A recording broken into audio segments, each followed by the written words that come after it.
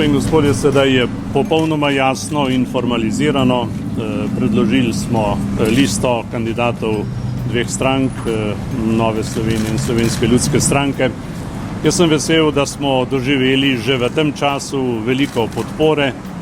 Ljudje naklonjeno sprejemajo našo odločitev, da bomo skušali z najboljšim rezultatom okrepiti vodilno evropsko politično opcijo, ki je bistveno prispevala k rešitvi krize v državah, kjer se je pojavila, in mi želimo z močnim rezultatom seveda prispevati tudi k močnemu glasu Slovenije v Evropski zvezi.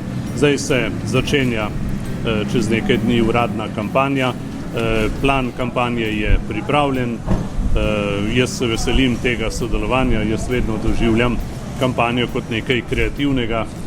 To pot imamo pred seboj poseben izziv, ker bomo to delali skupaj. Evropska unija je izredno pomembna tudi za Slovenijo in naša skupna lista želi okrepiti Evropsko ljudsko stranko, ki pelje Evropo v smer miru, sodelovanja, povezovanja, spoštovanja vseh narodov in vseh držav. Politika Evropske ljudske stranke pa temelji tudi na spodbujanju gospodarstva, saj samo ob močnem gospodarstvu, ob številnih delovnih mestih lahko zagotovimo tudi socialno varnost prebivalstva.